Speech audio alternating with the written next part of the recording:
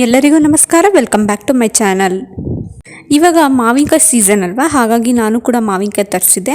ಅದರಲ್ಲಿ ಡಿಫ್ರೆಂಟಾಗಿ ಏನಾದ್ರು ಒಂದು ಮಾಡೋಣ ಅಂತ ಅಂದ್ಬಿಟ್ಟು ಟ್ರೈ ಮಾಡ್ತಾ ಇದ್ದೀನಿ. ಅದೇನಂತಂದರೆ ಮಾವಿನಕಾಯಿನ ಬಳಸ್ಕೊಂಡು ಒಂದು ರಸ ಮಾಡ್ತಾ ಇದ್ದೀನಿ. ಇದು ಚಪಾತಿಗೆ, ಅನ್ನಕ್ಕೆ, ಪೂರಿಗೆ, ದೋಸೆಗೆ, ಇಡ್ಲಿಗೆ ಎಲ್ಲದಕ್ಕೂ ಸೂಟ್ ಆಗುತ್ತೆ.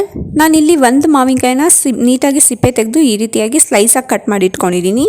ಹಾಗೆ ಇಲ್ಲಿ ರುಬ್ಬೋದಕ್ಕೆ 9 ಬ್ಯಾಡಗಿ ಮೆಣಸಿನ್ಕಾಯಿ, 1 ಚಮಚ ಉದ್ದಿನಕಾಳು, 1/4 ಚಮಚ ಮೆಂತ್ಯ, ಒಂದು ಅರ್ಧ ನಿಂಬೆಹಣ್ಣಿನ ಗಾತ್ರದಷ್ಟು ಬೆಲ್ಲ, ಹಾಗೆ 1 ಇಡೀ ಕಾಯಿ ತೊಗೊಂಡಿದ್ದೀನಿ.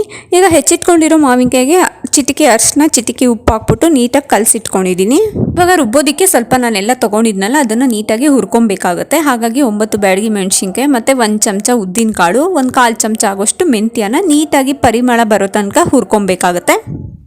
ಪರಿಮಳ ಬರೋ ತನಕ ಹುರ್ಕೊಂಡ್ರೆ ಸಾಕಾಗುತ್ತೆ. ಅಂದರೆ ತುಂಬ ಅದು ಕಮ್ಮಿ ಉರಿ ಕೊಟ್ಟು ಹುರ್ಕೊಬೇಕಾಗುತ್ತೆ, ಇಲ್ಲಾಂದರೆ ಸೀದೋಗ್ಬಿಡುತ್ತೆ. ಇವಾಗ ಹುರಿದಿದ್ದಾಯಿತು. ಅದು ಕಂಪ್ಲೀಟಾಗಿ ತಣ್ಣ ಆದಮೇಲೆ ಒಂದು ಮಿಕ್ಸಿ ಜಾರ್ಗೆ ಅದನ್ನೆಲ್ಲ ಸೇರಿಸ್ತಾ ಇದ್ದೀನಿ.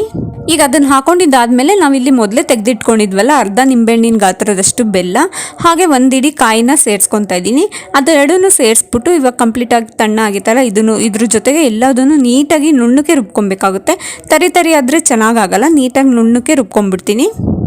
ಇವಾಗ ರುಬ್ಬಿದ್ದಾಯಿತು. ಈ ಕಡೆ ನಾನು ಮಾಮೂಲಿ ಅದೇ ಪ್ಯಾನಲ್ಲಿ ಸ್ವಲ್ಪ ಎಣ್ಣೆ ಹಾಕೊತಾ ಇದ್ದೀನಿ, 1-2 ಟೇಬಲ್ ಸ್ಪೂನ್ ಎಣ್ಣೆ. ಅದ್ರ ಜೊತೆ ಮಾಮೂಲಿ ಸಾಸಿವೆ ಆದಮೇಲೆ ಒಂದು ಸ್ವಲ್ಪ ಕರ್ಬೇವಿನ ಸೊಪ್ಪು ಹಾಕಿ ಒಗ್ಗರಣೆ ಮಾಡ್ಕೊಳ್ತೀನಿ.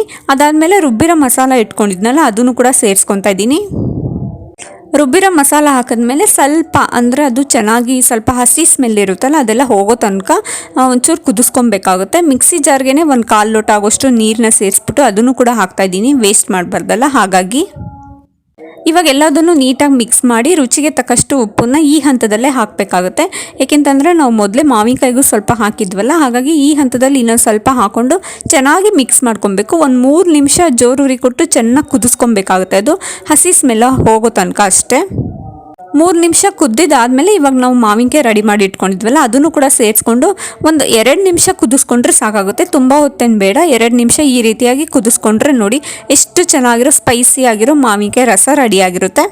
ನೋಡಿದ್ರಲ್ಲ ಎಷ್ಟು ಈಸಿಯಾಗಿ ಮಾವಿನಕಾಯಲ್ಲಿ ರಸ ಹೇಗೆ ಮಾಡೋದು ಅಂತ ತೋರಿಸ್ಕೊಟ್ಟಿದ್ದೀನಿ.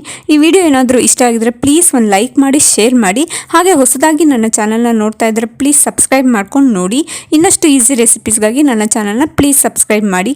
Thank you.